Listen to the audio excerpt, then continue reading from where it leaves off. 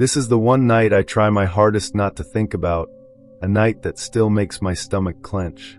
It happened at a gas station, one of those isolated ones right off Highway 80 in rural Oregon. My usual shift was the graveyard, just me, the register, and a broom.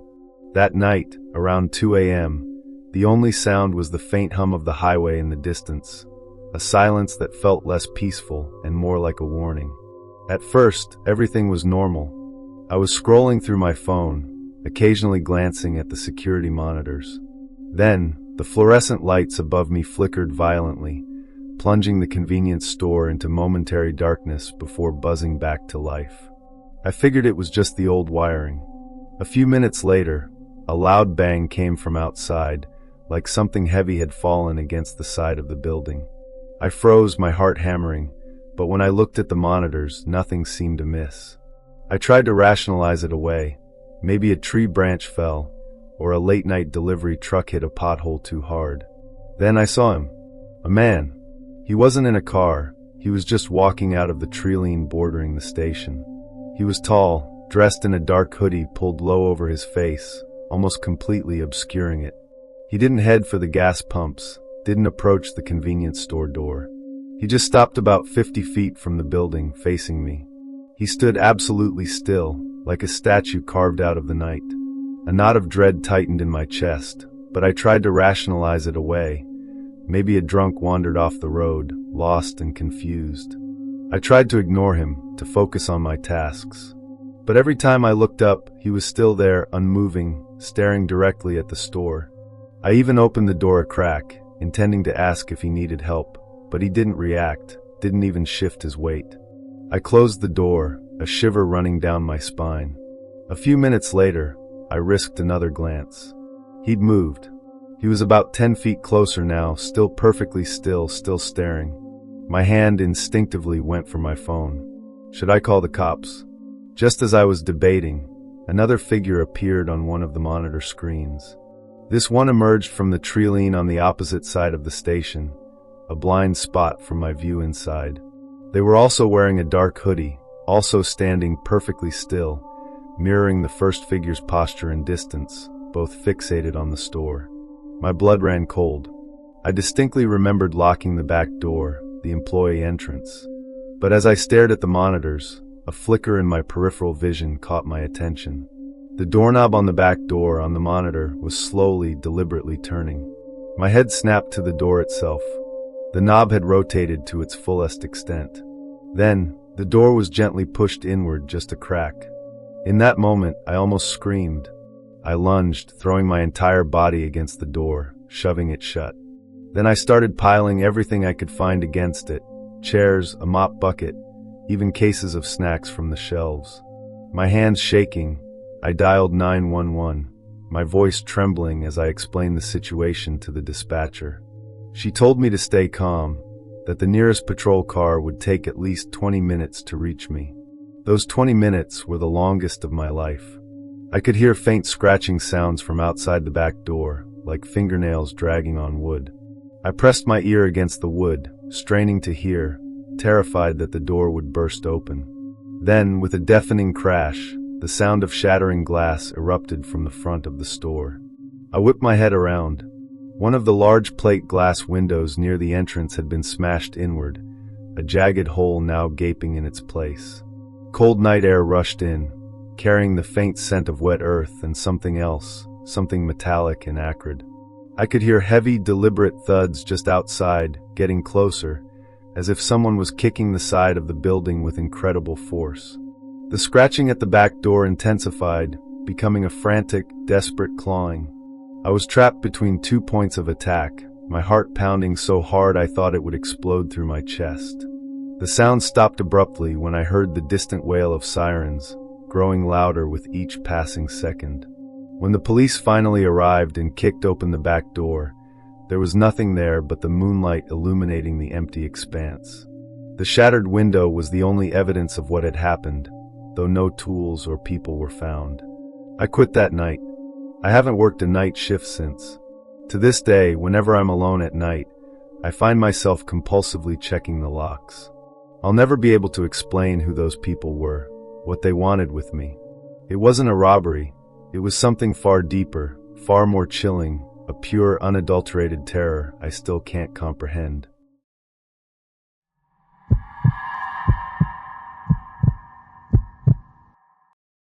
This is it, the story of something I encountered on the road, something that still makes the hairs on my neck stand up whenever I think about it. I swear, what I came across that night, it wasn't human. It just wasn't. I'm a long-haul truck driver, and I spend a lot of nights out on the interstate, driving through stretches where the only lights you see are your own headlights and the stars above. Most of the time, it's peaceful, just the hum of the engine and the quiet dark. But one night, about 1.5 years ago, out on I-80 heading through Nevada, that peace was shattered. It was late, maybe 2 a.m., and I was on one of those long, desolate stretches of highway where cell service just disappears. Just me, my rig, and mile after mile of empty road. Everything was normal, just cruising along. Then, in the distance, maybe half a mile ahead, I saw something. A figure on the side of the road.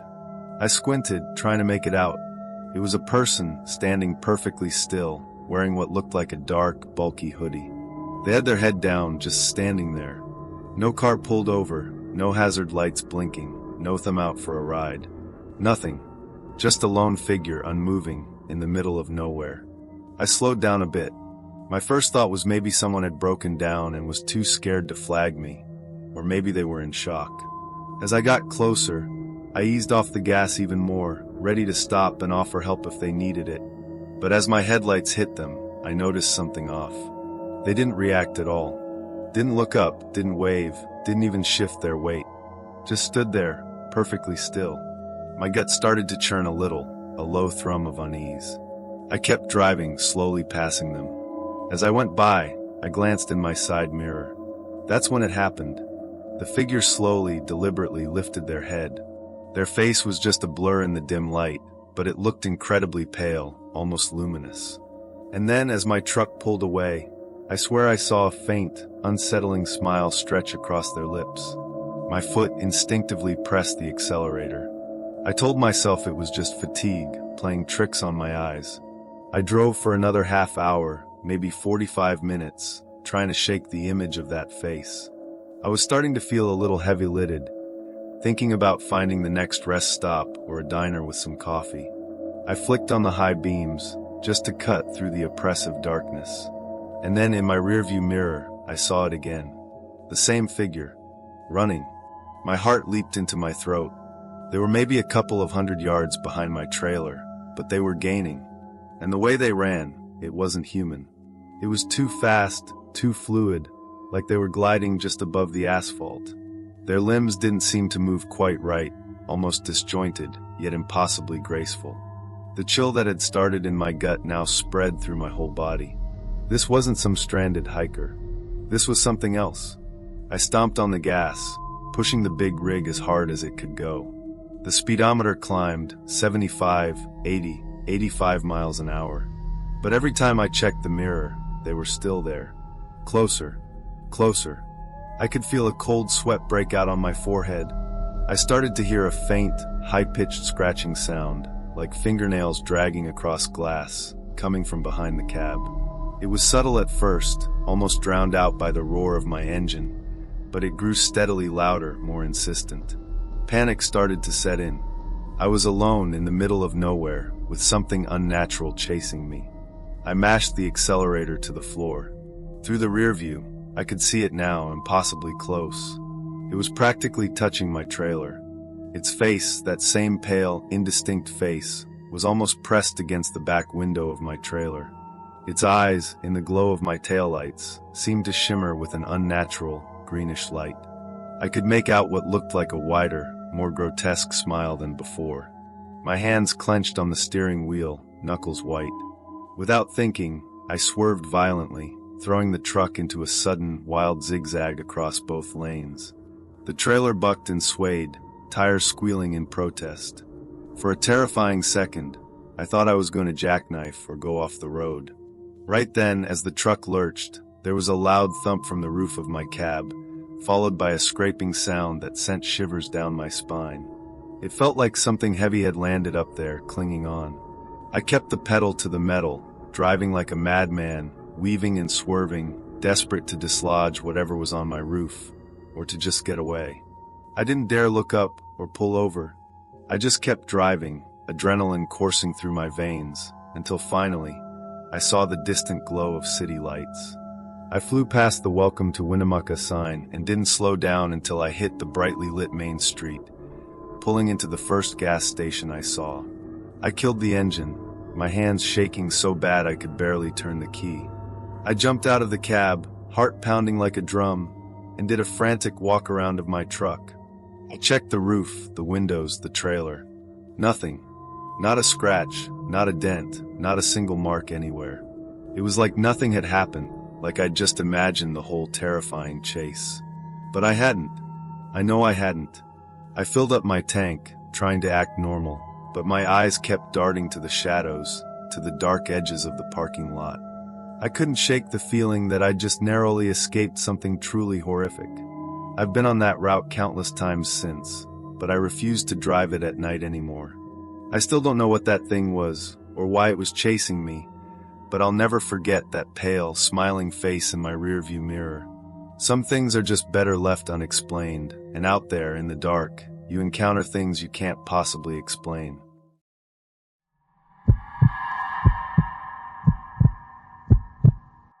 I always thought the scariest thing about working the night shift at a convenience store would be robbers. You know, some guy coming in with a ski mask and a gun. Turns out I was wrong. The truly terrifying stuff isn't always the loud, obvious kind. Sometimes it's the quiet, unexplainable kind. And that's exactly what I ran into during my stint at the 24-hour Quick Mart on Elm Street. It was a pretty chill gig most nights. The store was in a quiet residential area, so after midnight, it was usually just me, the hum of the refrigerators, and the endless scroll of my phone. I'd listen to podcasts, maybe watch some YouTube. It was pretty lonely, but easy money. This particular night, everything felt normal at first. I was halfway through my shift, probably around 3 a.m., when the automatic doors swished open. A guy walked in. He was wearing a really heavy-looking, dark hooded jacket, and his head was down, completely obscured by the hood. Didn't say anything, didn't even glance my way. He just walked straight to the drink cooler and stopped. He stood there for what felt like an eternity. Didn't pick anything up, didn't even look at the drinks. Just stood. It was weird. I figured maybe he was just tired, or couldn't make up his mind. After a few minutes, I decided to break the silence. "Can I help you find anything, sir?" I asked, trying to sound friendly. Nothing. Not a twitch. Not a sound. It was like he hadn't even heard me. My stomach started to knot a little. This wasn't normal customer behavior. After another 5 minutes of him just standing there, unmoving, he finally, slowly, shuffled over to the snack aisle.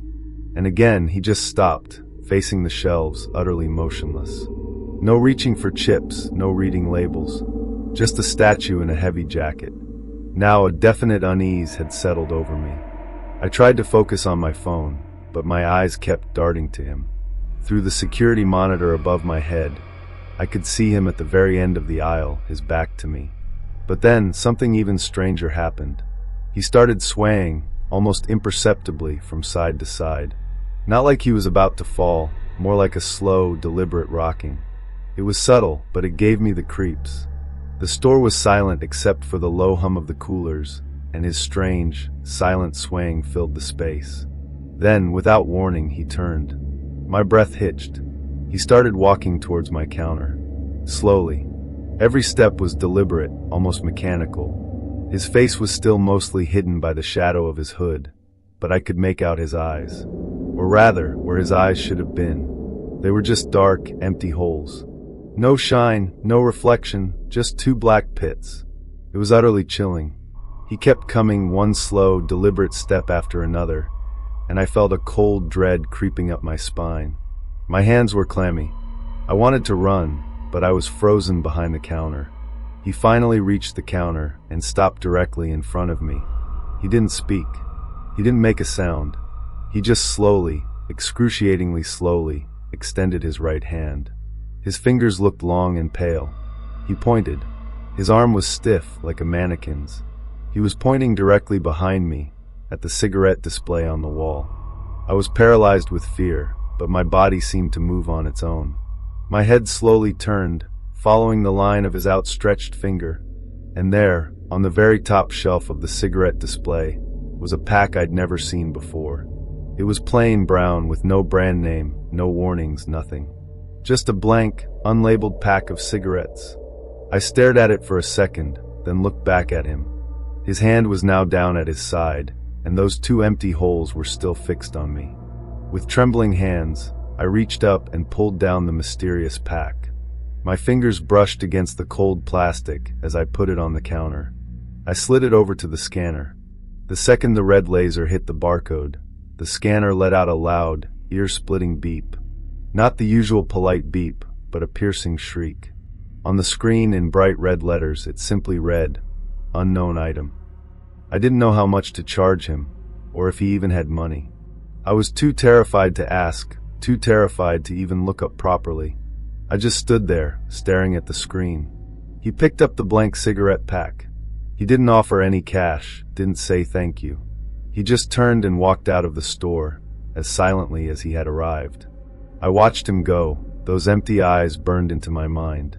He disappeared into the darkness of the street, and only then did I finally let out the breath I hadn't realized I was holding. My legs felt like jelly, and my heart was still hammering against my ribs. I clocked out early that night, told my manager I was sick. I never went back to that convenience store, and I've never worked a night shift since. And to this day, I can't shake the image of that blank cigarette pack and those empty, terrifying eyes.